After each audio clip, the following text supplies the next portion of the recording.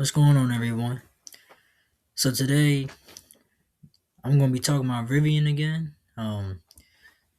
Got a video for y'all from CNBC News on the automaker company. I not gonna watch the whole video because we already touched on it a little bit. So I'm gonna play like a little bit of it, give you my thoughts and my feedback. Um, so let's get to it.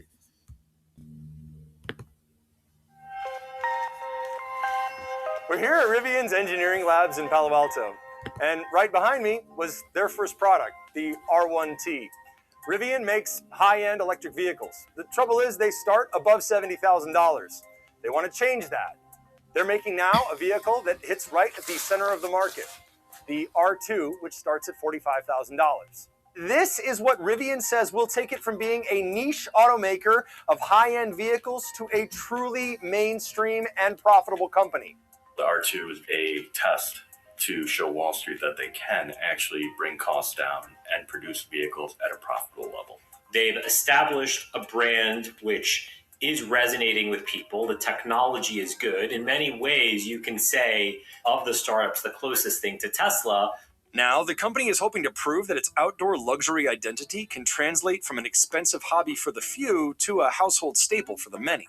Enter the R2, a mid-sized SUV that competes in one of the most popular segments in the US. CNBC got an exclusive ride-along in the R2 with the CEO. So I'm gonna play the video again, y'all.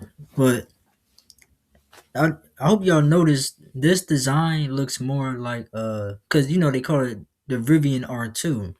So this color remind me of R2D2 from Star Wars. That's what this color scheme is for. That's why they got it, R2D2, R2, they got the color scheme. Alright, I'm gonna continue.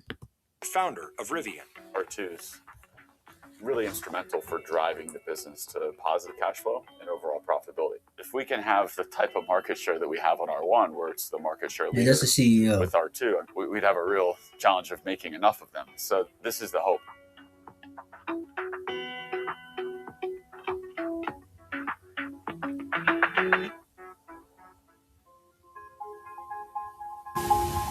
Rivian was founded in 2009 by RJ Scaringe under the name Mainstream Motors. It spent the first few years working to build an electric sports car before rebranding to Rivian in 2011. It eventually shifted focus to building an electric truck and SUV, unveiling the R1T and R1S at the LA Auto Show in 2018. With the R1, it was our first introduction as a brand, and we needed to go so far above and beyond, make the most capable off-road vehicle that's simultaneously great on-road the world has ever seen, that's also electric. Rivian has some big backers. In 2019, Amazon invested $700 million into the company, inking an agreement to purchase 100,000 electric delivery vans. So if you notice the pattern, Ford, which the F-150 Lightning, it was selling for Ford, but Ford discontinued it. They pulled it off the market, off the market. So the remaining electric EV trucks are Slate, which is I think Slate is coming out next year in 2027. You also have Rivian, and then you got the Tesla Cybertruck. So, then you got the Chevy Silverado EV and the Sierra EV for GMC. So you only got a few EVs on the market right now for trucks, unless you want to also include the Hummer EV because they got a truck version for it too. But there's only a few of them. It may be more coming into the market.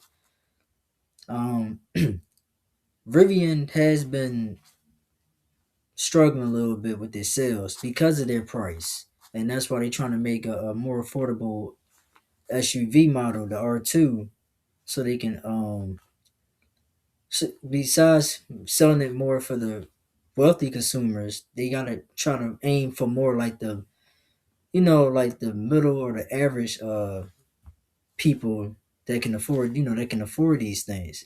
Because like vehicles like Lexus,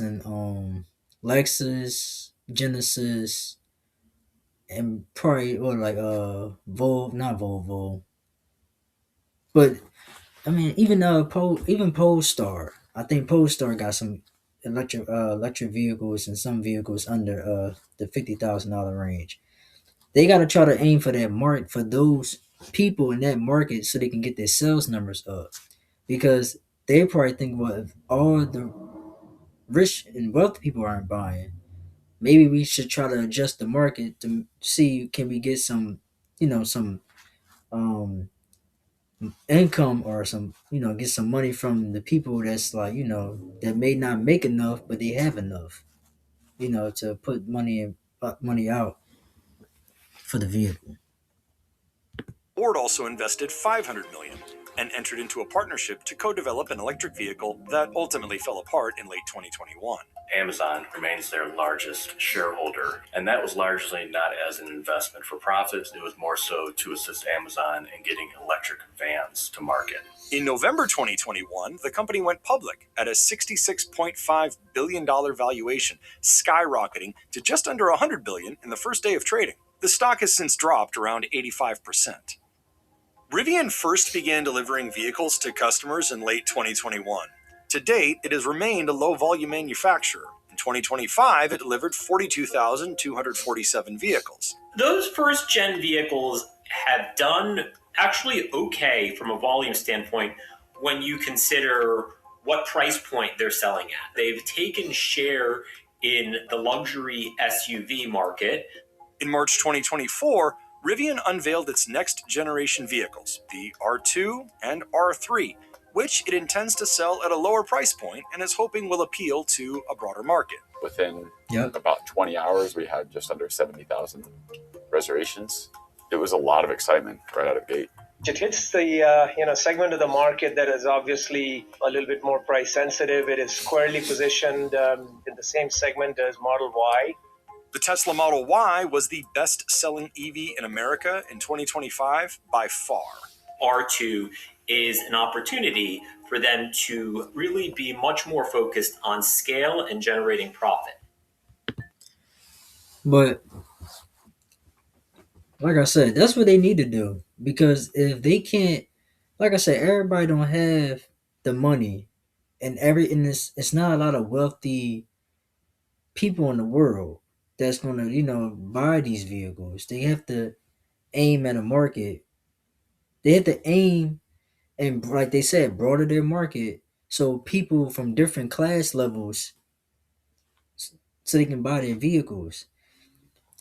Because if you just aim at one market, like for example, Rolls Royce only aims at the wealthy market of people in the world, because Rolls Royce don't sell, they don't sell high production volumes like Chevy, Ford, Toyota, and Honda will sell their cars. They don't make thousands and thousands of Rolls Royce vehicles like the Phantoms, and I think they got a Ghost model too.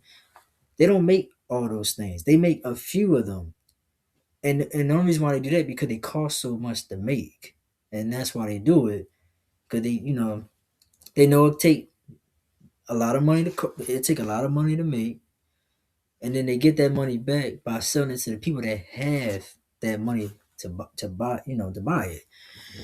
Um, but yeah, if Rivian want to bounce back, they had to take more of a Lexus or a Genesis approach, or even an Acura approach, because if they want to sell, they got to be okay. We want to still be the luxury EV.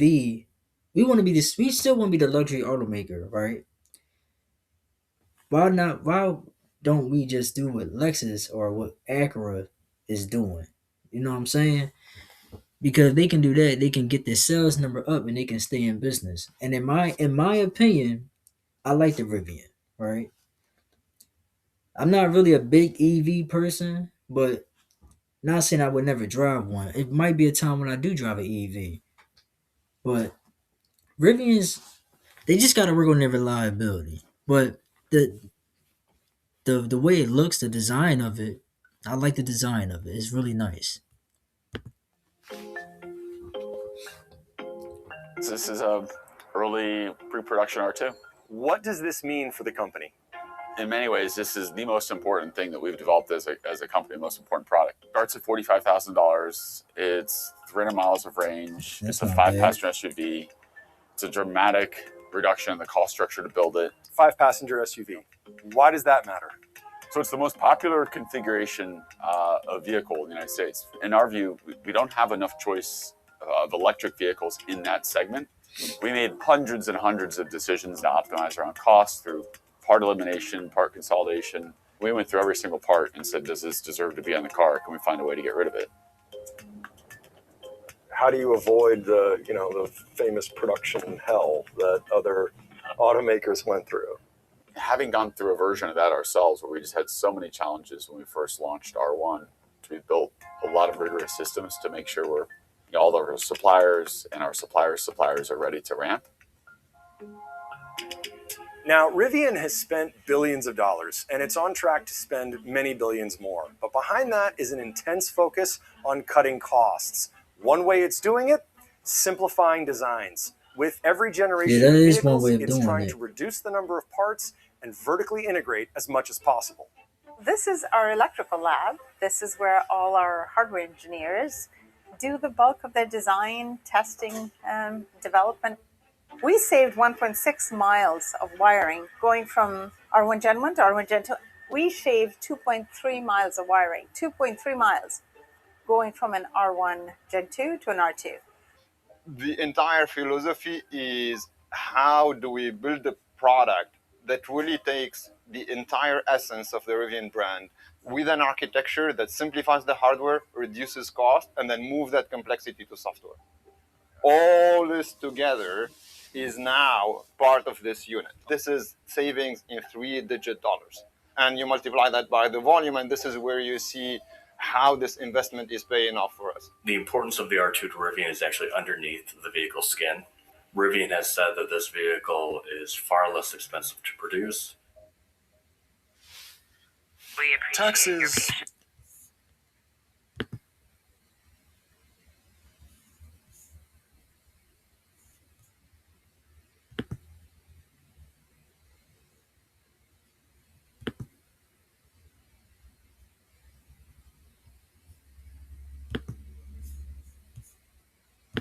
Is feeling unwelcome. Now taxes is an open door to new turbo. Beyond the R2, Rivian's next big bet is to follow in Tesla's footsteps and add autonomous driving features to its vehicles. In December 2025, the company hosted its first Autonomy and AI Day, where If they do that, which I know why they're trying to do, the reason why they're trying to do that is because they also know, as an automaker, they know that Teslas are selling. And Teslas are really popular in the United States. If they can somehow duplicate that into their vehicles would sell as much as Teslas. That's the only reason why they're trying to work on that for their models. showed off its latest AV developments and roadmap to level 4 self-driving. And following eyes off, the next major step will be personal level 4. The Autonomy Plus features will be an upsell in the R2 and second-gen R1 vehicles coming in early 2026. Hands off everywhere, so we call it universal hands-free, and then point to point. So you put the address in, and the car will drive you to where you're going, but you as the occupant of the vehicle will still be required to sit in the front seat, still be required to be alert. And then once we get past that point, we'll then start to enable what we call personal L4. So the vehicle can drive you entirely itself. It can drive empty to go, let's say, pick up your kids. Their new systems now are coming out with hands-free driving, and RJ was even talking about robo-taxis with L4. It's something that Wall Street's looking at as a possible growth opportunity for them. Rivian vehicles are equipped with the hardware to support autonomy, but the company says the new R2 will be a step up from the R1. We have 11 cameras, 5 radar, including a front imaging radar. And not at launch, but shortly after launch, we'll be also adding a LiDAR that'll sit at the top of the windshield, along with an in-house compute platform. The cameras deliver 65 megapixels of images, so it's a very camera-heavy architecture. Another upgrade following the R2 launch will be the self-driving computer, which features silicon developed in-house by Rivian. It's an 800 TOPS platform. We have 2 of them for 1600 TOPS in the system, so it's by a significant degree the most powerful inference platform in a vehicle today. The messaging from Rivian here was that this was critical in unlocking a better bang for buck of processing per unit. And really, this allows them to tailor fit the processing capabilities to what the vehicle is going to need. In 2024, the company announced a partnership to license its software to Volkswagen Group in a $5.8 billion deal to create next-generation software-defined vehicles. The Rivian Volkswagen deal made all the sense in the world. Rivian needed cash. Volkswagen needed technology. The Volkswagen relationship that's true. It's a great proof point for us, or demonstration of just how capable our platforms are. We see that as a really interesting growth opportunity in the long term. We thought about our system since day one in a way where other automakers can use it. Starting 2027 with the first vehicle, which will be the VW ID.1, every single new EV in the Volkswagen group will be powered by Rivian electrical architecture and then Rivian software. They built these roads as if they knew we were coming. I was going to stop there anyway. So, it's a few things I would like to go over. So the company kind of, or their first market strategy kind of remind me of Lucid. I don't know if y'all heard of a company called Lucid. They make the least, I think they make 2 vehicles for right now. Luxury EV vehicles called the Lucid Air and the Lucid Sapphire. Lucid is like a luxury expensive company where Rivian was doing the same thing with the $70 pickup trucks and their SUVs.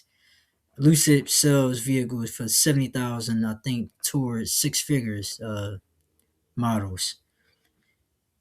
But I know Tesla had to change their prices a few years ago to compete not only in the US market but in the China market, because in China they got electric vehicles called BYD. They're the company BYD makes electric vehicles that's affordable and way more affordable than what Tesla is doing over here in the United States. Granted, Tesla vehicle starts, I think, from what I've seen online, was in the mid $30,000 range for the lower trim level price of MSRP. So Tesla had to do their changes too, so they can get make more money. Besides selling to one class of citizens, they sell to different classes of citizens. And Rivian had to create a partnership. Nissan and Honda was supposed to do one too. I think a year or two back, because Nissan was they were struggling with sales and stuff like that, selling their vehicles. But Nissan and Mitsubishi, which is also struggling, them two partner up to make a partnership so they can help each other get back to where they were many years ago. So Rivian was smart to partner up with Volkswagen, because if them two work together, and plus Rivian, like the guy said, they need money, so they had no choice but to make a partnership with someone. They had to make more affordable vehicles to a broader market, like I said. So so different people can access them. They had to do that. I'm hoping they succeed though. Um, just like I hope Slate succeed. I mean, it's good to have new automakers come into play because it kind of shakes up the market. So if this is successful and this is the price and this and this and this and that, then other companies are gonna be like, oh, we should do the same thing. Maybe we should do this, maybe we should do that, maybe we should, you know what I'm saying? Maybe Ford and Toyota, Honda, any other company, even GMC might, whatever they see that's successful, they gonna try to copycat or try to adjust some things so they can compete with the other companies. And it's all about competition. That's all it is in life. But Rivian reliability needs to be better. Like for real, they had for them to sell perfectly, or maybe not perfectly, but close to perfect. They need to have a good reliability score. And the EV market change, I think they mentioned it. We don't know how it's gonna go. I mean, it could be. I know they got this other vehicle thing. I forgot what it's called, but it's like I'm gonna look it up. I forgot what it's called. I'll look into it later. But I know hybrids. People people love hybrids. I think the top dogs right now, or the top selling machinery right now, is gasoline and hybrid vehicles. Well, gasoline as in aka ICE vehicles, and no, not that ICE. ICE vehicle stands for internal combustion engine. And then you got hybrids. Anyway, technical difficulties. Leave a comment down below if you want to. If you want to finish watching the video, I think it's 6 minutes left into it. Just go on YouTube and search for CNBC, and it should be at the top because it should be maybe the video should be about maybe 2 to 3 days old. But anyway, thank you for tuning in. Thank you for watching, and enjoy the rest of your day. Stay driven.